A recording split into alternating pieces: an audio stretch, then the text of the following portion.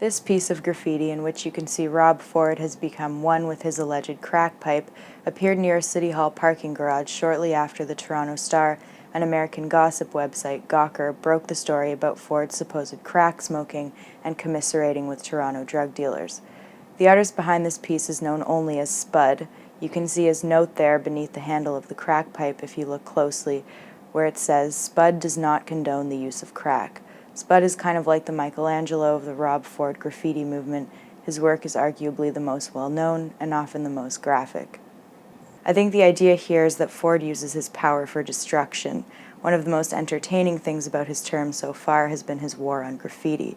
In April last year, he helped launch a vandalism reporting app for smartphones. You take a picture of the offending artwork and it's immediately sent to the city.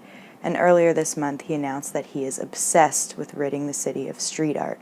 He started a partnership with a graffiti cleanup company that offers discounts to disgruntled property owners, and he's even taken to cleaning up some of the graffiti himself.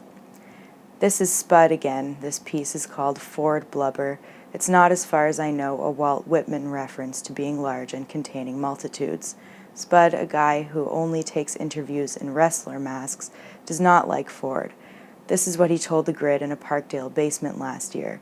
"I think the mayor is a huge provoker and instigator. He struck a nerve with me because, to be brutally honest, he raised the war on graffiti, and he started removing all these people's pieces, including mine, and turning the property owners against us. Now they have a bad taste in their mouths because they gotta pay cleanup fees, so I'm gonna retaliate and put his fat effing face everywhere." This is my favorite piece of Rob Ford art ever created because I commissioned it from my friend, a Toronto artist named Elise Troister, who specializes in the grotesque. It hangs in my office at home. Rob Ford's face is the first thing I see when I walk in the door every single night. Troister just completed another Ford painting, one in which the mayor is literally melting. Toronto's mayor has in many ways sparked an artistic renaissance in the city. This is a piece called Gravy Boat, an obvious play on one of Ford's favorite slogans, "Stop the Gravy Train." The artist is unknown. These next four pieces expose the irony of Ford's war on graffiti. Here we see Ford as a giant infant drinking from a graffiti spray can like it's a baby bottle.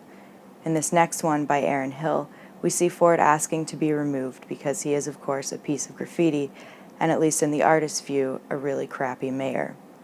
Ford's vowed to rid the city of graffiti. He has no patience for it in any capacity, and yet his aversion to it has sparked a massive graffiti movement dedicated to his truly, which means that property owners are forced to expunge his face from their walls. This last one is by Deadboy. We know that Ford likes to clean up graffiti himself, or at least be photographed cleaning up graffiti himself, which means that his war on graffiti in Toronto is literally a war on his own image.